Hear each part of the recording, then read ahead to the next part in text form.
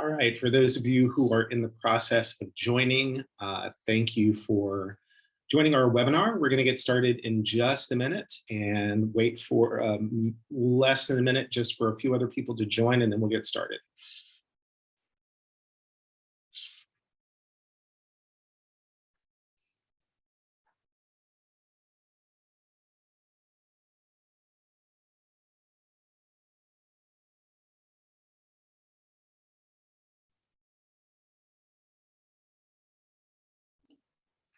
Okay, I think we're ready to get started. So thank you all for joining the Slingshot Memphis Impact Study Expansion webinar. My name is Doug Campbell, and I'm a Senior Impact Associate at Slingshot. And my name's Haley Moore, the Messaging Manager at Slingshot.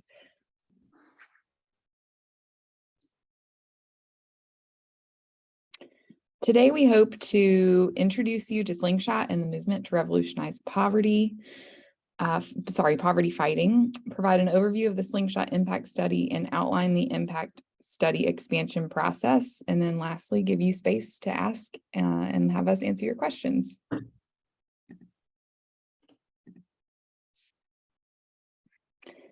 At Slingshot, we believe poverty fighting can be revolutionized with an outcomes-driven approach. The problem Slingshot exists to address is that we've lacked a standardized approach to measure and understand poverty fighting. I used to be an English teacher back in the day, so clarity of pronouns and words is really important to me. So I want to talk about a few terms in that statement. At Slingshot, we call the interconnected network of organizations, companies, capacity builders, government agencies, philanthropists, volunteers, etc., working to alleviate poverty within a community. We call those collectively the poverty fighting ecosystem. And we believe this collective we of the poverty fighting ecosystem has lacked a standardized approach to measure and understand poverty fighting effectiveness. The word standardized is also important to me. As a former nonprofit program staffer myself, I trust there are lots of organizations making program enhancement decisions based on their own understanding of measurement effectiveness. What Slingshot offers the Memphis poverty fighting ecosystem is a standardized way and process to think about what interventions are and perhaps are not most effective at helping our neighbors experiencing poverty actually realize poverty alleviating benefits.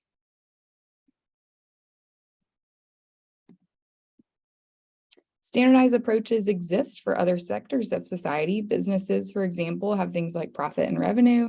No matter if your business sells tractors or technology, there are standardized measures of effectiveness.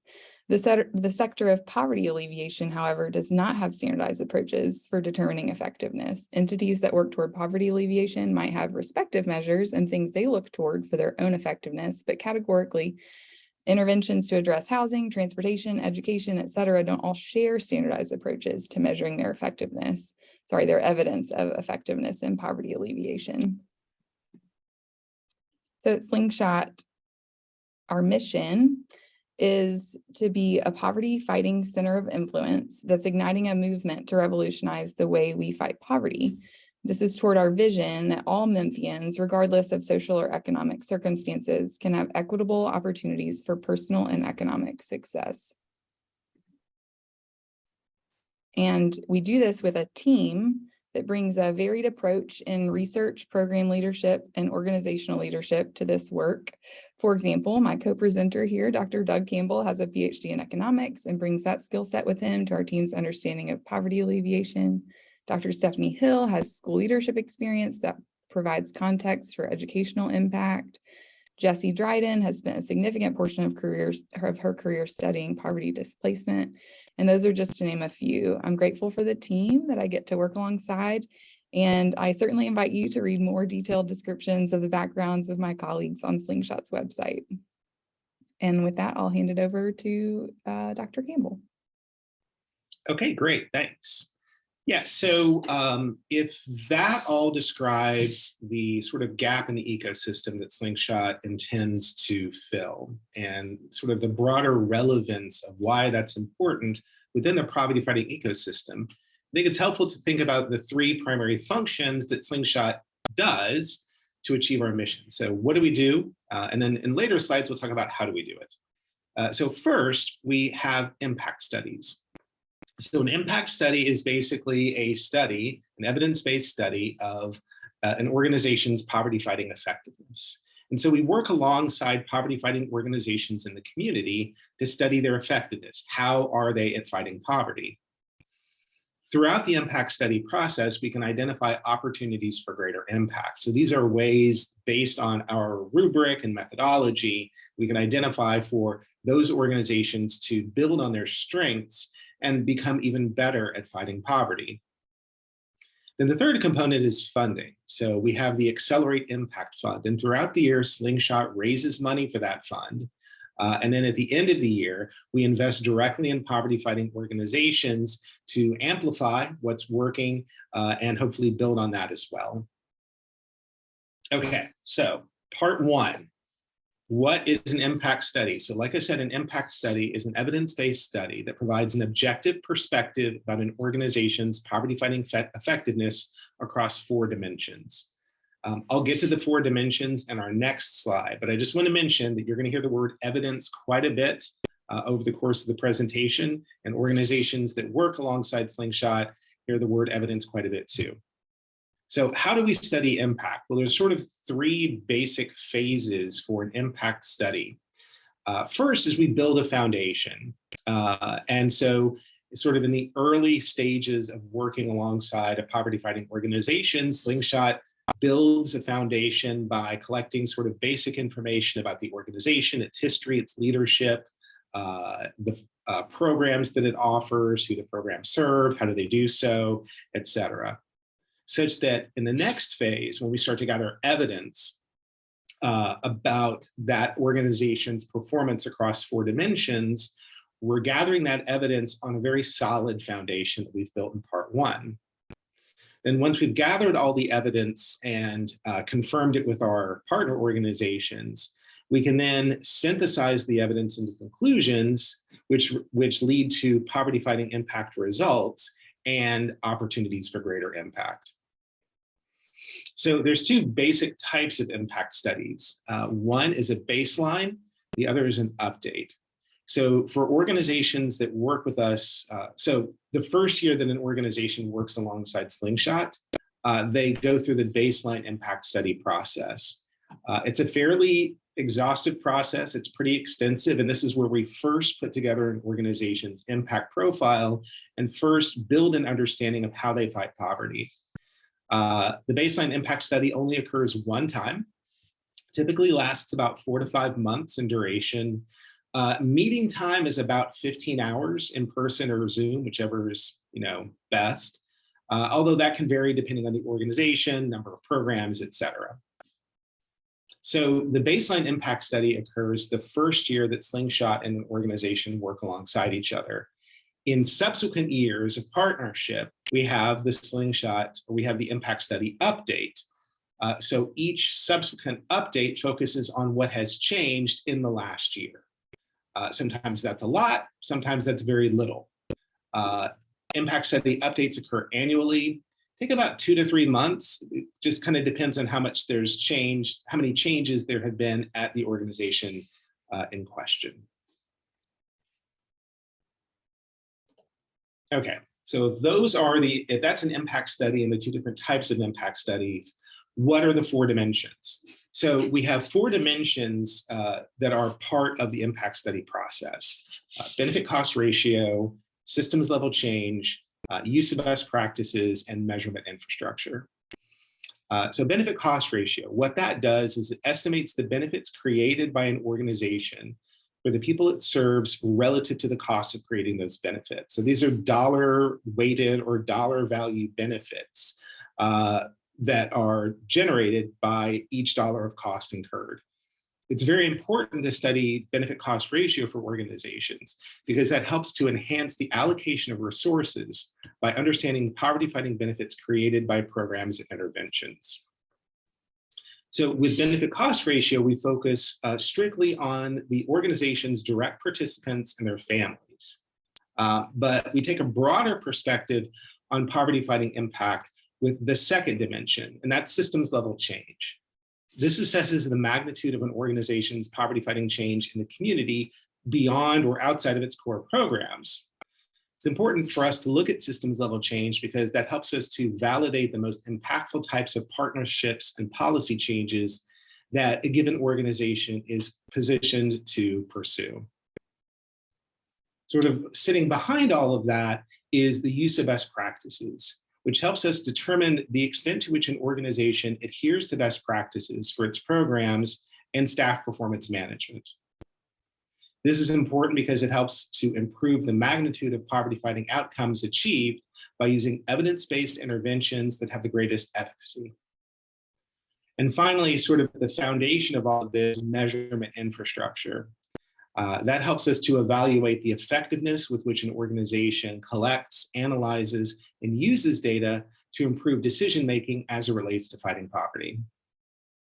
This then provides a foundation for an evidence-based continuous improvement process that enables greater poverty-fighting impact.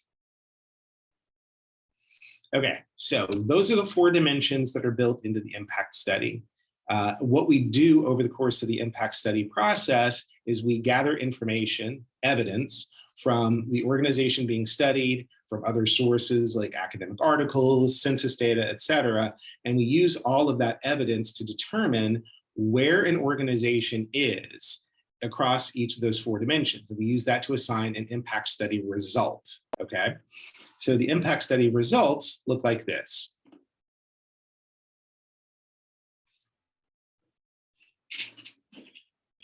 So if we look across the top, we can see, starting with week, there's 4 impact study results that are kind of grouped together. Results are assigned based on the strength of evidence and the amount of evidence. So for example, with benefit cost ratio, if the evidence that we collect and use in our analysis indicates that the estimated benefits that an organization produces for its direct participants exceeds the cost of producing those benefits, that suggests an impact result of at least strong. If we find that those estimated benefits substantially exceed costs, that's very strong. We find that the estimated benefits and costs are about the same, that's at least neutral. Looking across the other dimensions, for example, measurement infrastructure, if the evidence that we collect based on our rubric indicates that the organization has a basic measurement infrastructure and use of data to understand and improve impact, that's at least neutral. And as we move further to the right, that is based on more evidence or stronger evidence of poverty-fighting impact in that dimension. Now, you might notice that there's a 5th result over to the left that's unclear. We haven't ever really used this at all. We reserve it, though, just in case there's just not enough evidence for us to confidently assign a result to a specific organization in a specific dimension based on the evidence we've collected. Okay, so what are the benefits of completing an impact study? Well, first of all, we think that the impact study process, the results that arrive at the end, trajectories that can occur over time, and all of that taken together provides you, an organization, with an objective evaluation of your poverty-fighting impact. So we're able to say that this organization ranks at least strong in one dimension, at least neutral in another, very strong in another dimension. And then if you see in the top left, those arrows indicate how an organization is changing over time. Is it overall getting better? Is it holding about the same? Is it maybe getting a little bit less effective in its poverty-fighting impact? So in addition to the objective evaluation of poverty-fighting impact, Slingshot also equips organizations with deliverables to communicate impact. So at the end of the impact study process, we provide a baseline impact study summary report, which summarizes the evidence and sort of how we arrived at our conclusions, and then provides detailed opportunities for greater impact at the end. Those detailed opportunities are first of all summarized and then spelled out in terms of what's the basis for the opportunity, how could that affect poverty-fighting impact, and then what are some ideas or suggestions on how that opportunity could be implemented. But that's not the end. We also provide thought partnership as organizations seek to pursue those opportunities for greater impact, if it's the ones that we've identified or if it's other ones that they've identified on their own.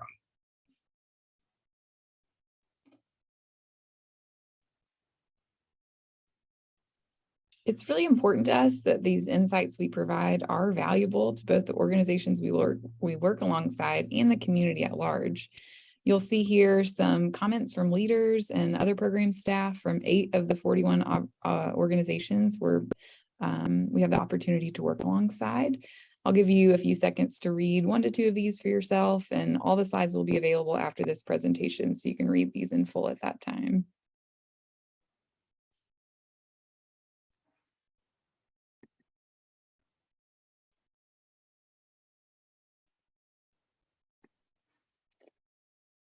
All right, so 2 times a year, Slingshot expands the number of organizations we work alongside. And tying this back to our mission, the more organizations we're learning from and alongside, the more insights we can provide to the entire poverty fighting ecosystem, which accelerates the movement to revolutionize poverty fighting. So the following criteria must be met for an organization to work alongside us. The first one is a meaningful proportion of participants are or at risk of experiencing poverty. Programming helps improve the health, income, or quality of life for participants. Programming is geographically focused on Memphis and Shelby County. For national and statewide organizations, they need to have an affiliate office within Shelby County. Have at least 1 complete fiscal year of financial and program data, including for the most recently completed fiscal year.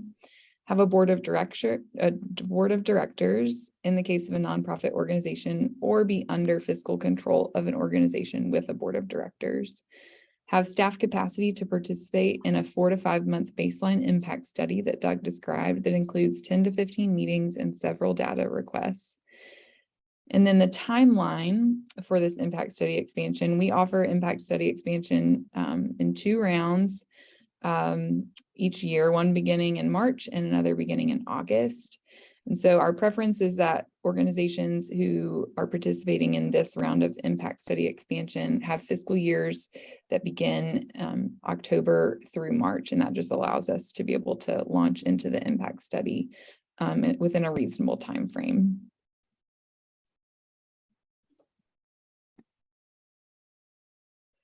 And then the expansion process, phase 1 is completing a questionnaire about your organization, and we hope to just understand how your organization fights poverty. And that is open now and concludes. Doug, it looks like these have the old dates. Yeah, unfortunately they do. So I can say from memory that the phase 1 of the impact study expansion process opened on Monday, August 15th. That's Monday of this week. And it closes on Friday, September 2nd. And we'll update these for the slides that we send out. So you'll have those to reference in writing, and it's on our website as well. And then if invited to phase 2, the goal there is to understand your organization's programs and interventions, and you'll complete a questionnaire about your programs for that as well. And then phase 3 is also by invitation only, and that is a more detailed request to get to know each other and ask remaining questions. And there's a site visit with that component as well. Anything to add there, Doug? I'll mention that I think phase 2 begins, I want to say it's September 12th, I believe, and that lasts for 2 weeks. Then there's a 1-week break, and then phase 3 begins a week after that, and that's also a 2-week time period. Final decisions about which organizations are invited to work alongside Slingshot occur in mid-October, alongside our mid-October board meeting. And we plan to make announcements about that with the organization, specifically the week after those decisions are made by our board.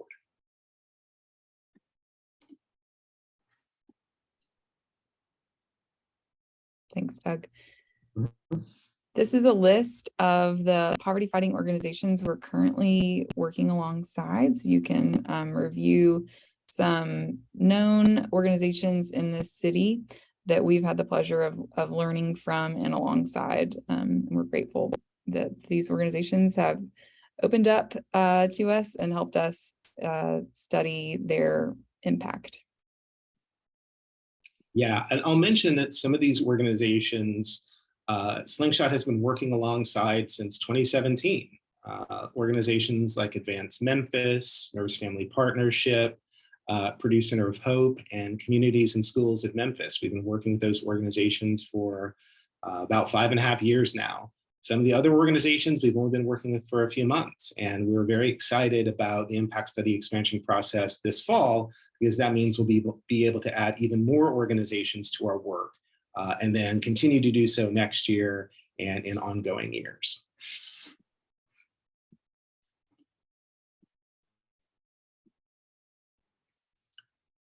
Okay, so this slide captures some advice from organizations that completed a baseline impact study. I'll pause for a minute and let you read over some of the information. I'd say that overall one theme is to make time for it. As you can see in the top left, there is a decent amount of time involved for organizations who are going through the impact study process, especially the baseline impact study process.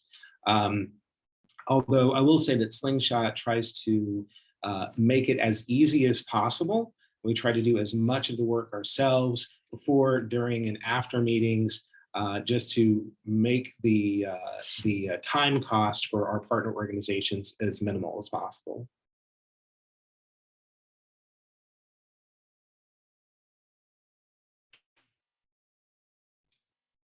Okay, so we will be sending out an updated version of these slides with the correct dates for the impact study expansion process, and I'll let y'all read over that on your own time.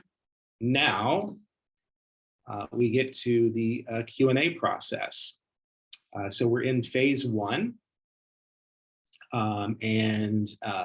This, like I said, opens on August 15th, closes Friday, September 2nd.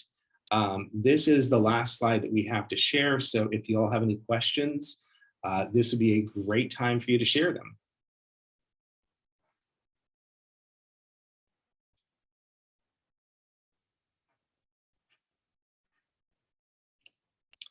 And I think that you all can share a question directly with Haley and I by typing in the chat window. That will go directly to us.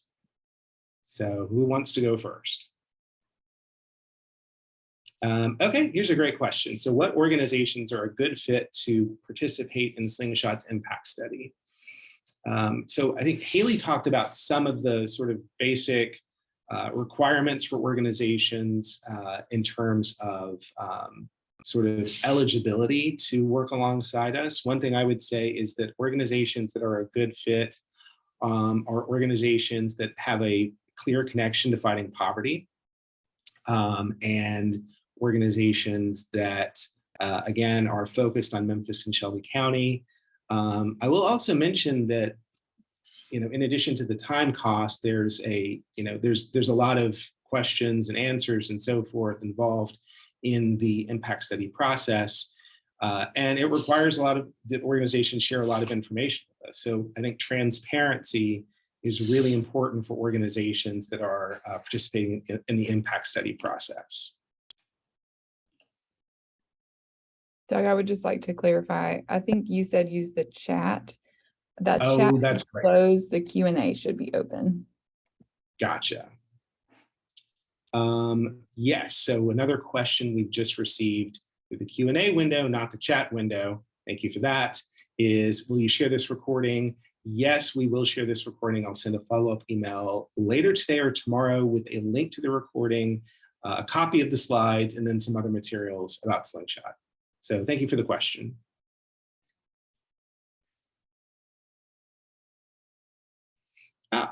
This is great. Another question. How much does it cost an organization to participate in Slingshot's impact study? Nothing. Well, there's obviously the time cost of attending meetings, preparing for meetings, and that sort of thing. But in terms of any monetary cost associated with it, there's no cost whatsoever. Here's another question. How many organizations do we anticipate working with during the next impact study phase? That's a great question. I would say probably in the 5 to 7 range. So it depends on the number of organizations that complete the phase 1 questionnaire, which is live and open on our website right now. And I'll share a link to that in my follow-up email. It depends on the type of organizations as well. So we might have more this time, we might have fewer. I will say that Slingshot aspires to add a significant number of organizations to our work over the next 3 years. So I'd say roughly 5 to 7 in this cycle.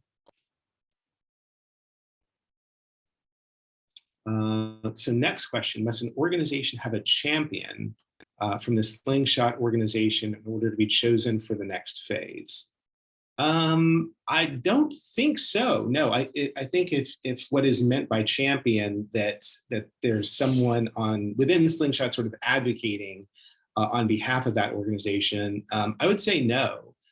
In terms of what organizations are invited to advance from phase 1 to phase 2, that's determined by a group of Slingshot staff that's shared with our board of directors, impact study expansion committee. So this is very much a teamwork, and it's not necessary for an organization to have like a champion or an advocate within Slingshot in order to advance. I hope that answers your question, but if not, please follow up with an additional question. Haley, do you want to take this one? This is I think a good messaging question. Yeah, the question is, what do people use the report for? Katie said, obviously it could help with fundraising. Other thoughts, just curious what's been done in the past. So first I'll speak from experience. I actually came to Slingshot having worked at an organization that was studied by Slingshot. And yes, the fundraising component is really helpful to just have a concrete understanding of what your benefit cost ratio is, to then be able to present that to funders and say, look, for every dollar that you invest in us, we have evidence that suggests there's, $1.20 of poverty fighting benefits to our program participants. So I would say that alone is really valuable to the organizations that we study. And Doug, you might be able to speak a little bit more on examples of how people have used these reports in the past. But I know like the opportunities for greater impact that our program team provides. Boards use that to inform strategic planning, and there's other ways that people incorporate it into long-term visioning for their organization and how to increase their poverty fighting impact. Yeah, that is all 100% true. We've had organizations who've shared sort of a very summarized version of the impact study report on their website, on social media. They've used language in social media posts, in grant applications that's taken from the deliverables that Slingshot produces. Slingshot has presented to boards, board of directors, boards of advisors, and like Haley said, we've seen organizations take the opportunities for greater impact that Slingshot identifies and build them into strategic plans.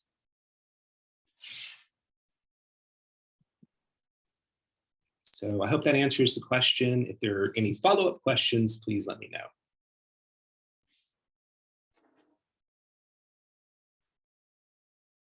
Okay, so we have another question. What happens after Slingshot's impact study is completed? It's a great question.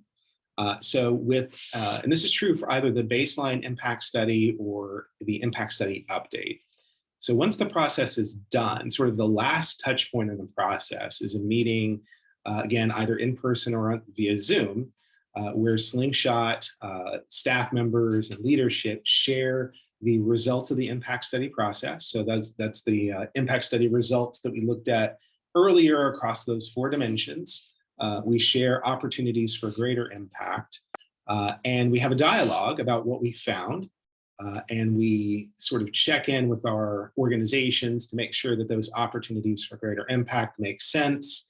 And then we share afterwards sort of a final version of the impact study report. Again, if it's a baseline report or an update report. We also share a sort of 2-page summary of the organization's overall impact profile, which is nice and concise and can be shared on social media. After that, we are available for thought partnership. If an organization has any questions about any of the opportunities that we've identified or opportunities that they've identified themselves, we're happy to work alongside you to sort of think through them.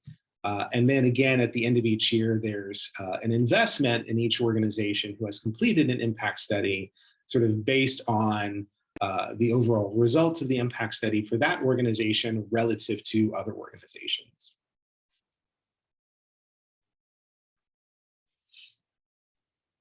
Haley, do you want to take this next one? Yes, so the question is, how can I receive communications about the expansion process and timeline? So all the information, in addition to the webinar recording, you'll receive in the PowerPoint slides that will have the corrected deadlines. We apologize for that. All this information can be found on our website. If you go to our homepage, the slide that Doug has up right now, the top right button says work together, and that's where you would find all the information that you need about deadlines and things like that. You can also sign up for our newsletter. That can be done at the bottom of our homepage, or just email myself or Doug.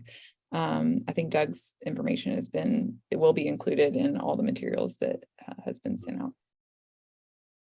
Yeah, anyone who has signed up or participated in the webinar will receive a follow-up email tomorrow from me. So if you ever have any questions, you can just shoot me a message directly and I'll be happy to respond.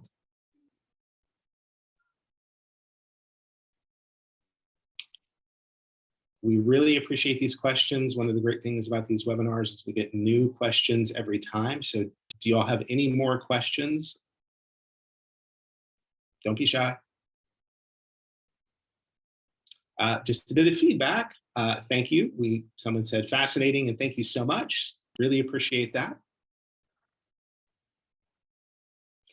One of the things I'll mention about the webinar today, and the one that we offered in the spring, is that several organizations registered for the webinar that were new to me and Haley that we hadn't heard of before in the community. So it's really, really great to see not just organizations and people sign up for the webinar, but organizations that were new to us at Slingshot. And that's really, I think that captures like just an internal value of ours, that we are always learning. You know, we don't claim to be end all be all knowledge bearers of everything and the good work that's being done in the Memphis community. We really do enjoy learning alongside organizations, and that includes learning fascinating, important work that's being done in our community. Yeah, absolutely. So just a bit of feedback. Thank you for that. And we're excited to continue through the impact study process and learn more about organizations. I'll go ahead and mention again, I'll be sharing a link to the phase 1 questionnaire. The goal of the phase 1 questionnaire and the phase 2 questionnaire is to ask as few questions as possible. We don't want this to be a 50-page grant application. We want this to be as easy and efficient as possible for organizations that are interested in working alongside Slingshot, as well as Slingshot ourselves.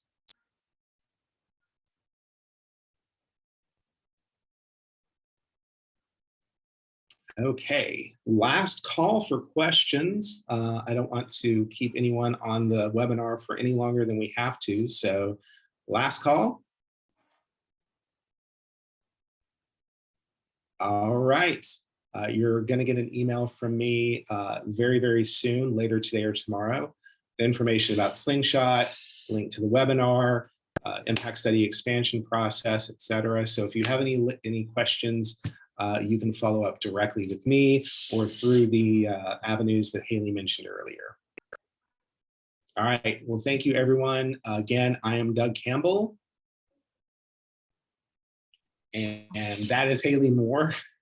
And we really appreciate you joining us today in this webinar. Thank you very much, and hope you all have a great afternoon. Take Bye. care.